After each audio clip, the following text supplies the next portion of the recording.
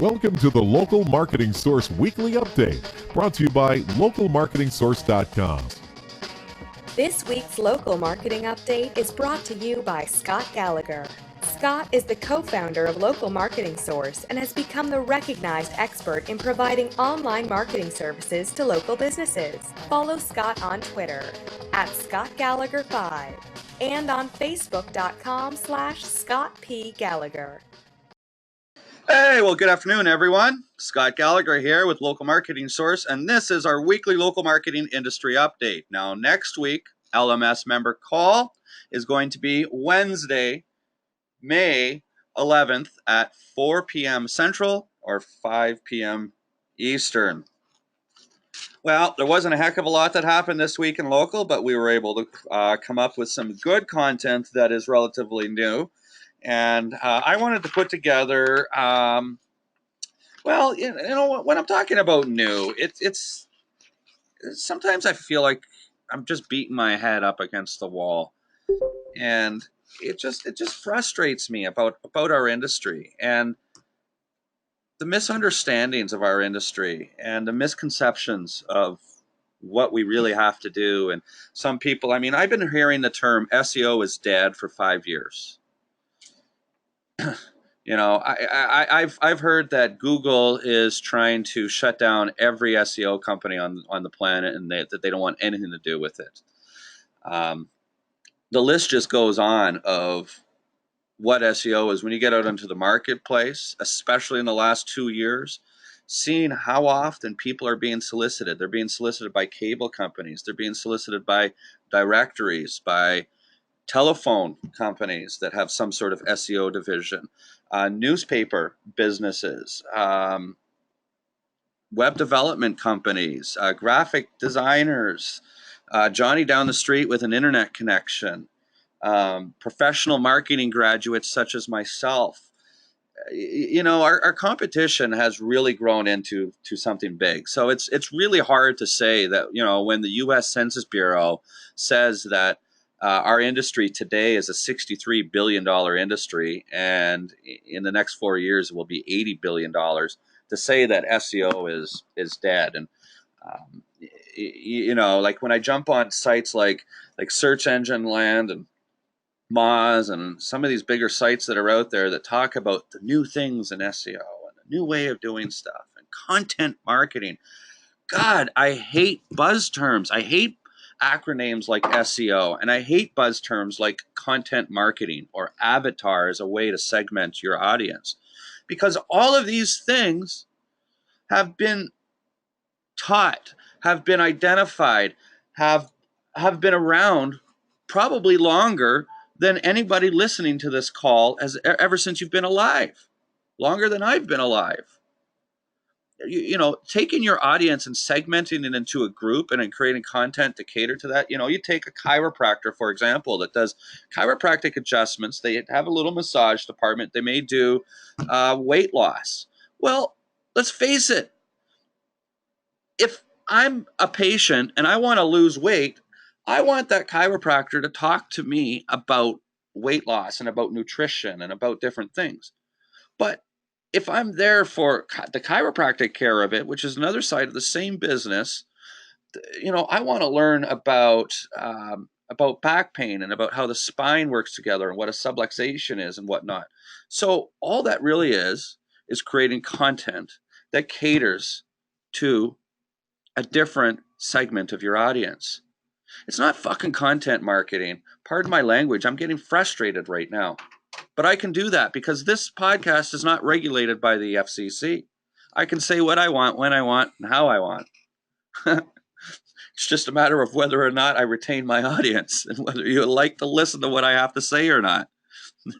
But as long as I see people not jumping off in masses, we know we're good. And I'm going to continue to share my opinions. And so, you know, like content marketing. Well, content is king.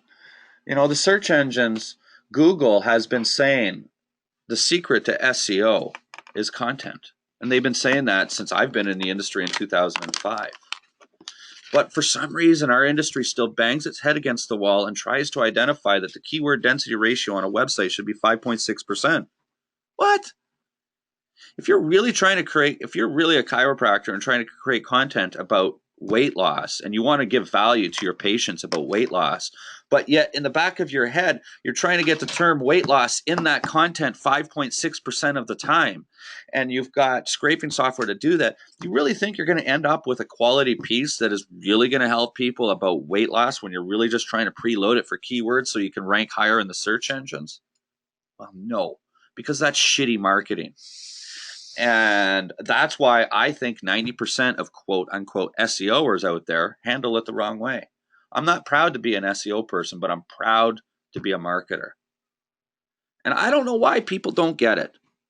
I don't understand why our industry is slowly creeping up and recognizing this. And so when you've got a company like Comcast that has got a bazillion small businesses as clients, and then they say, oh, we have a new way we can make money. We've got a bazillion small business clients. Let's get our sales force to start selling SEO because it's a $63 billion industry. Let's get our piece of that. So Comcast now offers that to their small businesses. Then the newspaper down the street has got a sales staff, and they've been selling advertising to small businesses for years, and they see the same thing. They go, holy shit, this is a $63 billion industry. Let's get our piece and get our sales staff to start going out and executing it. But yet, when you look for education on this topic, it is still not taught in mainstream education. In other words, universities. You go and get an internet marketing or a business degree with a specialty in internet marketing or a marketing degree. They're not going to teach you SEO. They'll have a little talk here and there about it and whatnot. But that education that's available online for SEO is still very scientific. It's about creating your avatar. It's about content marketing, and content is king, and go and get authoritative links, and what the hell. There's my rant for the day. I don't know what got me going on this, but it really led into the 5 super common SEO mistakes that content marketers make. And this is coming from search engine land, and I think I just told you a little more than 5 mistakes that content marketers make. And interestingly, when you start to go through this, is there value in this piece from search engine land? This is supposed to be one of the mainstream education portals on search engine marketing. They're de facto. They've got the top guys that are providing information. When they put out a list of the 5 mistakes that are made, we're looking at number 1, hustling likes instead of links. Wow. Okay. All right. Let's break that down a little bit. Yeah. You know what? That is possibly a mistake. What is a like? A like is a Facebook like, right? Like is associated to Facebook now. Let's face it. Just like how Google is synonymous with a search. It's both a noun and a verb. How many words do you know that a business has created based off their business name that becomes a noun and a verb? That's history in itself. Sorry, I digress. But let's think about this for a moment. Why the hell would you want likes anyhow? Well, it gives you some social exposure that's out there. It gives you some trust. It gives some certain authority. So let's get content on our blog and get it liked. Well, you've got to drive traffic to that blog in the first place to get the likes, right? So where's that traffic coming from? It's kind of an oxymoron or a circle when you look at this and say, well, let's try to get more likes, and then we'll get more rankings, and we can get more traffic and get more likes. Well, when a search engine looks at a like, it's just a social factor that it's really trying to identify. What are other social factors that could be important? Comments. It's a blog. You've got comments. You've got the ability to share information. You've got the ability to have embeds. You've got RSS. You've got a lot of different factors that are out there that represent authority. More than, or social authority, more than just a typical like. So none of this is mentioned in here. You know, they're missing a lot of the other factors that are involved with social profiling. But it's true. Links are important. Links are the de facto of SEO. But all a link is just having your business exposed elsewhere. So if I have CNN talking about me, wow, that's a national newspaper, a national website, one of the biggest websites on the internet. There's got to be some authority there. So if I'm looking for a local chiropractor and the local chiropractor got talked about by CNN because of some new technique that he devised, holy crap, that new chiropractor should get the exposure. So of course it's an authoritative link.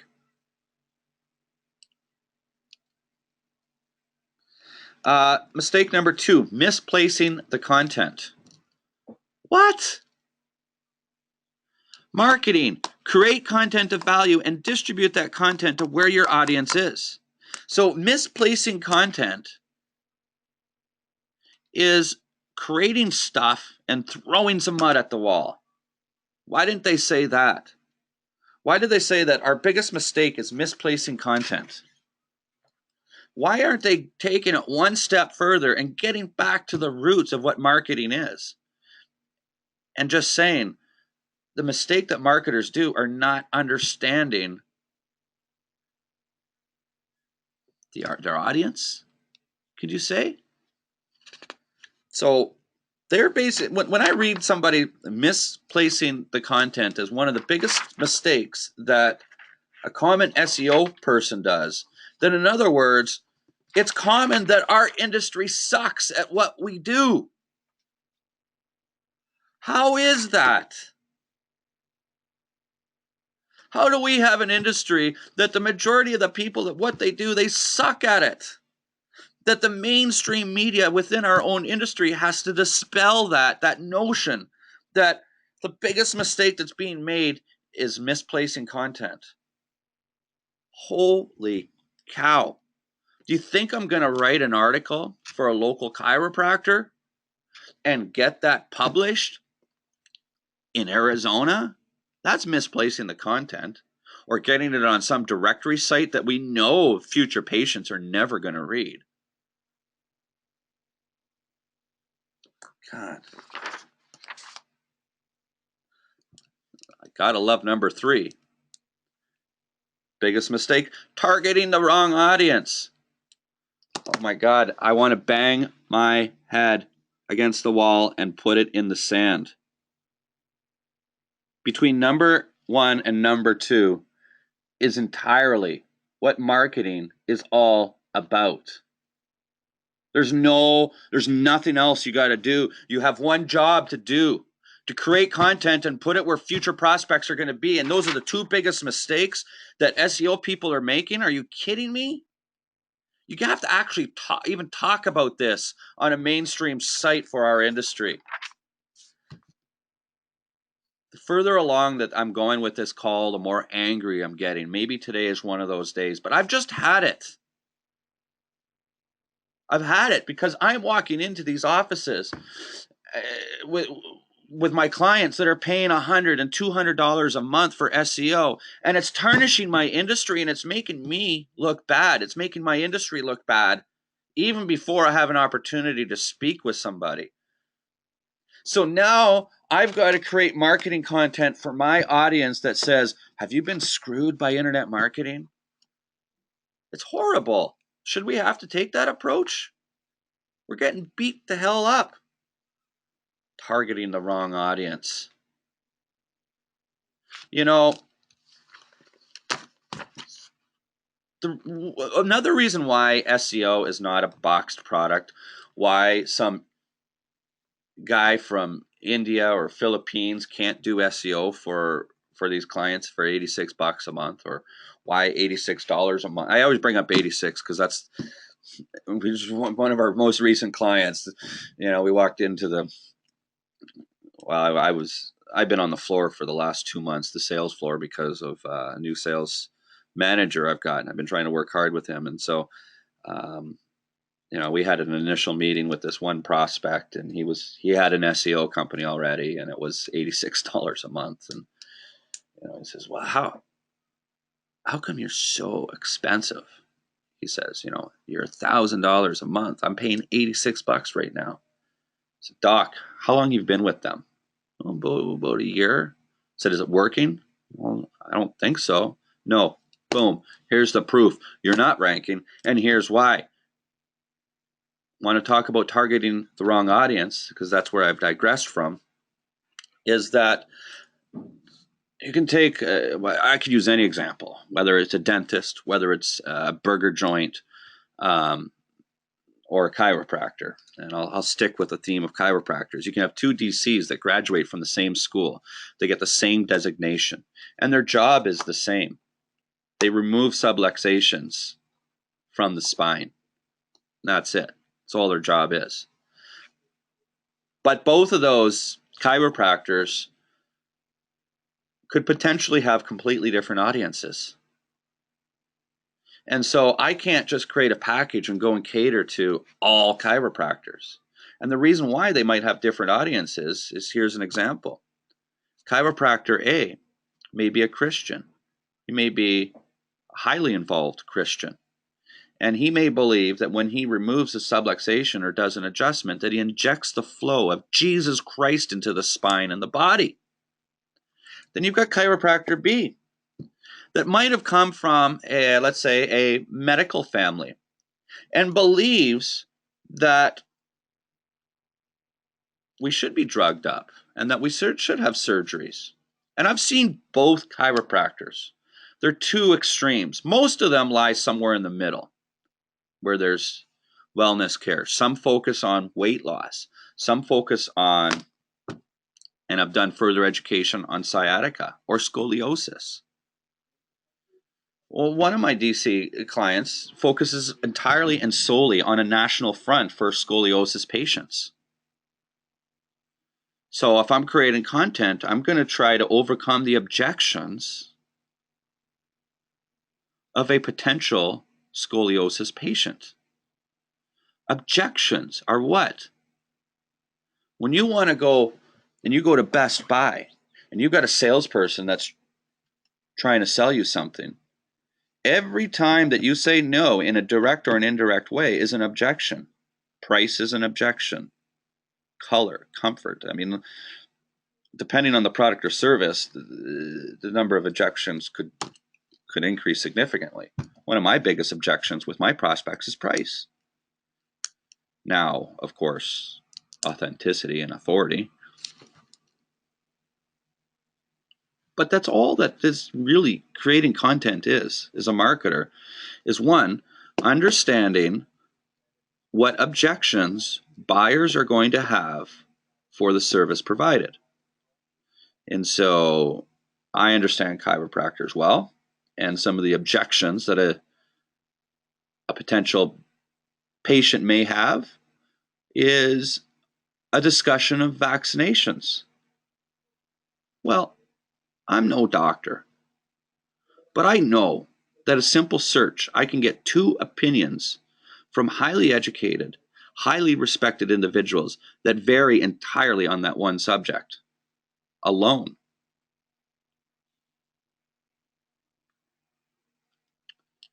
So what are people's objections to vaccinations? Well, the MD world and the DC world are saying two different messages, so it's confusing the hell out of consumers. So when you create your content, it's going to resonate with some people, and others are going to say, no thank you. Targeting the wrong audience, number 3.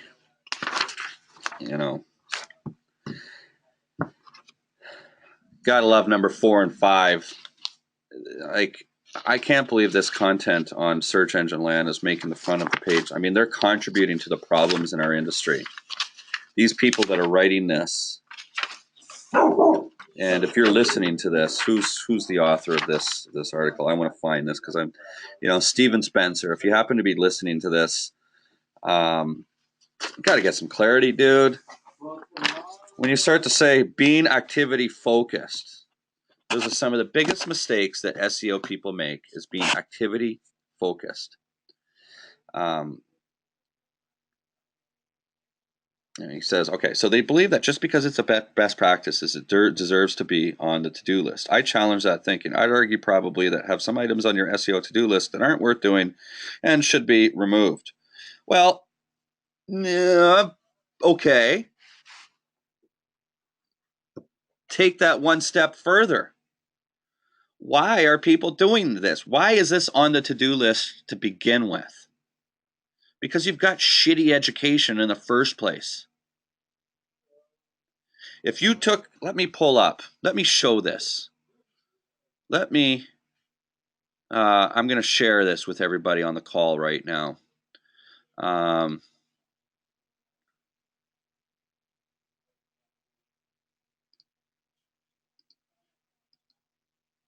So I'm showing my screen right now, and I'm going to show you SEO setup.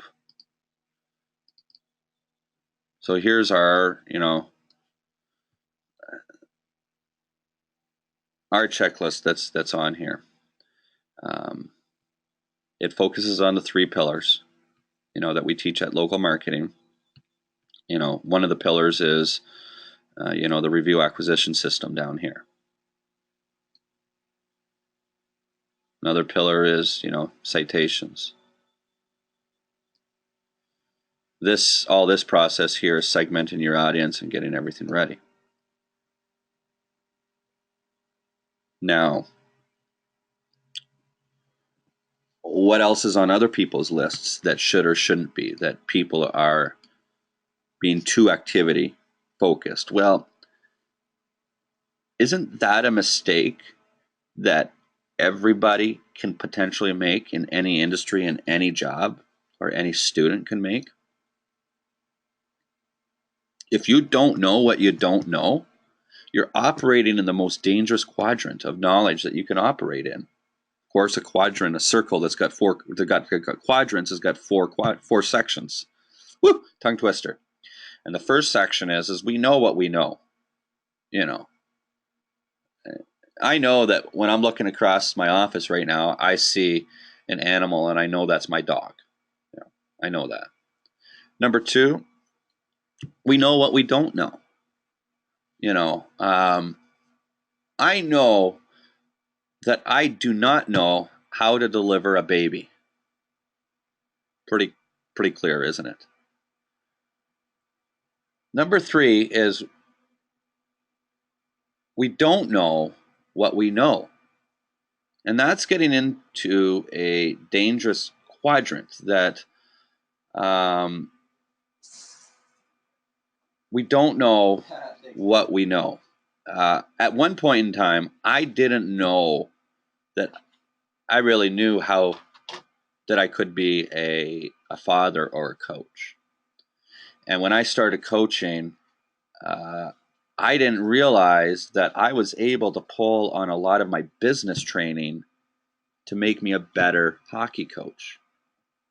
Nobody told me that. Nobody told me that it was it's still a lot of the same management aspects of trying to direct a team. And, a coach is kind of like a CEO of an organization. And I didn't know that. And then the 4th quadrant is you don't know what you don't know. And that's the most dangerous quadrant to operate in. And it's amazing how many people in this world work into that quadrant and are just so damn ignorant in their day-to-day life because they don't know what they don't know. You don't know it. You don't know it. You don't know that you don't know it. Look at that. It's dangerous. That's all that this guy is trying to say about being activity focused here. He's saying that most of our industry is trying to do a job in the quadrant of they don't know what they don't know. Holy crap. So our industry is doing shit wrong. They're not getting the education. They're teaching it the wrong way, and nobody knows what they're doing that's out there.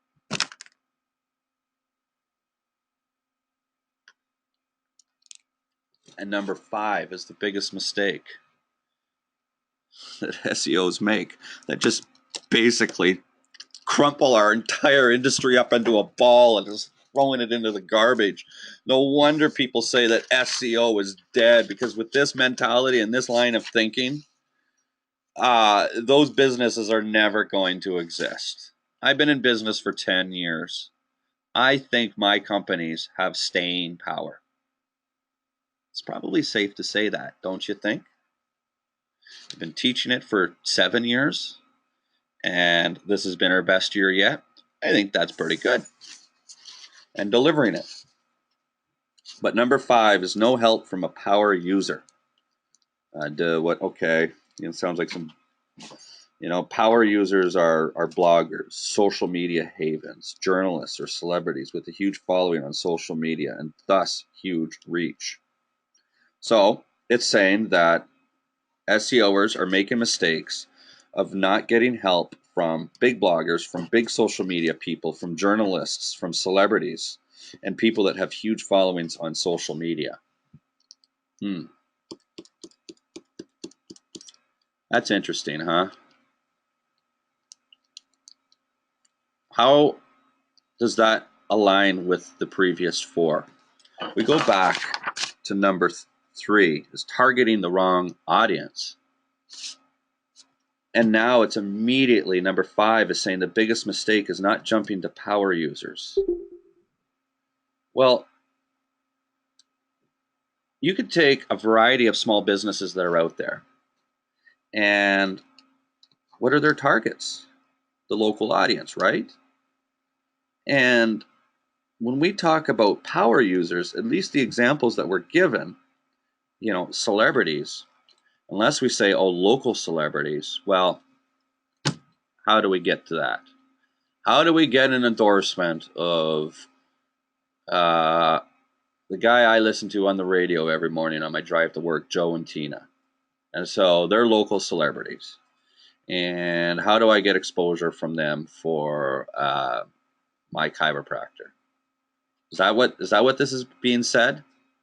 Well, going back to number 3 of targeting the wrong audience, what if as a doctor of chiropractic care, I created a piece of content that was, the 3 best exercises to lose weight with a quality nutrition, no carbs diet, or something of that nature. Well, that's going to help out about 30% of the audience, because America is the fattest country on the planet. Well, actually, there's 2 countries that are technically have fatter people than America, but they're both countries that you've never heard of before, and both of them are on islands. And the reason why is because it's their diet. They eat mostly nuts, which is just very fattening to begin with. But you remove those, and America is unquestionably the fattest country in the world by far. By far, it's incredible. And so, exercise is gonna, weight loss is gonna cater to a good portion of the audience.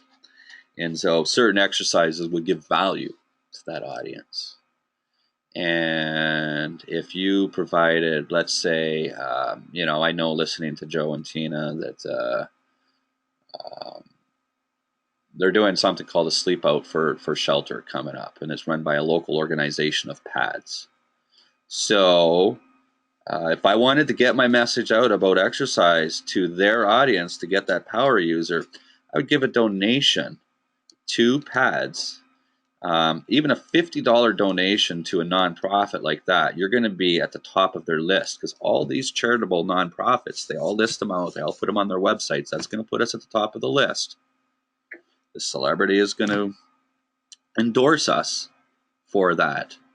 And with a simple phone call to the charity organizer, you say, this is the message I want to get out about wellness care. And I've got this article, and boom, you've now got the exposure of that from your power user and targeted the right audience. So saying, well, no help from power users is just the bogus bullshit that our industry talks about all the time, of all the fluffy stuff that you should be doing. Now, he's got merit with all of these points, but it's like a Band-Aid. You know, a Band-Aid just covers up the wound. It doesn't fix it. Of course, it makes your kids stop from crying because psychologically they feel okay. And that's all that this is our industry is like one big Band-Aid. Good thing I'm recording this call. I'm going on a rant, and I'm either going to publish this, get more exposure from it, or redo this call. The next thing I just wanted to talk about was Bright Local just gave a report that's it's about outsourcing. And they say 6 out of 10 SEO companies are outsourcing more this year than they are for any other year. In other words, they're saying that there's an upwards trend of the amount of work that's been outsourced. Now, I look at my business over the last decade, and it's been the exact opposite, as a matter of fact. You know, I remember back in 2007 and 6, I'd get an SEO client, and I would pay some guy in India $4 to write an article on courier service in Chicago. I would take that $4 article and I would pay another dude that was working remotely, outsourced, to take that article, use a program called Article Marketer, and spin it out and get it onto 100 different article sites. That manager would then turn around and take that same article and put it into a piece of spinning software, and it would spit out 4 different versions, 4 another versions of that same article. And then he would upload that to Article Marketer and all 5 of them to, 100 sites each. So it would cost me $4 for the article, and I think it was about $6 for each submission, or somewhere around there. But we'd pay like $10, and we'd get 500 links to a website. It was incredible.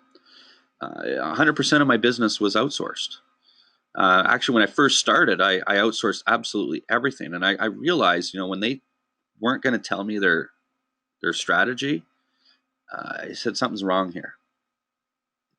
That there should be no secret to this business. That there's a lot of unethics that are going to come about from this, and so I learned that I should be outsourcing execution, but not outsourcing management.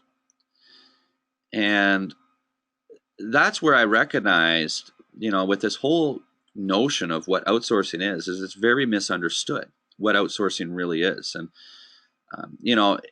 for example, if I've got an employee and he comes into my office and he's working on all my equipment, I'm not outsourcing anything. But if that employee goes and works remotely at home, but they're still an employee and they're working at home, I'm still not outsourcing it. But if I have somebody and I could take the same person and they could still be working at home, and I could still be dealing with them the exact same way and getting the same results, but now because they're working at home, I'm paying them as a contractor. I'm 1099ing them in the United States instead of giving them a W-2. Then technically, they're a contractor to my business, and I'm outsourcing some work. They're their own legal business entity in that case. So by definition, I'm outsourcing. So I gave you a scenario of a person working at home down the street, and depending on how I set them up with the government, one's outsourcing and the other's not. Now, outsourcing technically is defined by, I'm still sharing my screen here. Actually, maybe I could still share it. And let's go and see what Google says for outsourcing. I love putting myself on the spot, especially when I can't type. So outsourcing is used to reduce costs by transferring portions of the work outside to outside suppliers rather than completing it internally. In other words, taking your jobs and giving it to somebody else to get done. A call center. Well, if a call center for Comcast is outsourced to India, there's a manager in India that's making sure that all these Comcast call center people are doing their job properly. And that manager might report to another manager who reports to Comcast, or they may report directly to Comcast. But Comcast doesn't sit there and micromanage each of those call center people. They don't tell them what hours they should be working. They don't tell them when they should be taking breaks, where they come. It's up to everybody in India to make those decisions. Comcast is going to say, we need this availability. We need these types of results. And you deliver it. That's outsourcing. Now, in our industry, for example, if you're outsourcing citation building, I get others to do my citation building, but I don't see it as outsourcing because I dictate how it's supposed to be done. As a matter of fact, this report is coming from Bright Local. I use Bright Local, and I remember contacting and working with Bright Local, and when they were, they started their citation burst, and it's $3 a citation or something like that. And they go and create the account. And I said, I can't use your service, guys. I need to create the accounts because I need my clients to have an account on Yelp that has a email address, marketing@theirdomainname.com. Don't just go and create some bogus Google account to go and create these and manage these. I said, guys, if you want my business, you've got to use my username and my password to my email account. And they said, well, we're not set up to do that. I said, okay. 1 week later, they got my business because they looked into it and they set themselves up. Where I'm going with this, I remember working in the software industry. And, I learned that with this out-of-the-box software, what does a business do? Does a business change its business models for the software, or should the software be customized to adhere to the business model? Well, obviously the latter is more important. That business model was defined and geared and set up by the business owner for their reasons and what they want to move forward to. I was not compromising my business model for this software solution that existed. So the software solution changed. Fortunately, I didn't have to pay any customization because they saw the value in it and because they're such an awesome company. But they are saying that 26% of people outsource citation building. To me, I don't feel like I outsource it because I'm still in control of all the management. So I say that I outsource execution, but don't outsource management. That's it. I want to thank everybody for your time. And we will talk to you next week. Bye for now. Well, thanks for watching the Local Marketing Industry Update. We've got these things coming out every single week. So if you liked with what you heard, just click the button right above me right here to subscribe to our channel. If you'd like to get a little bit more, right over here, go check out localmarketingsource.com. We've got free reports that you can grab. You can even register for a free marketing course to get in and see the portal. Or just go ahead and follow us on some of the social channels. We'll be around. Until next time.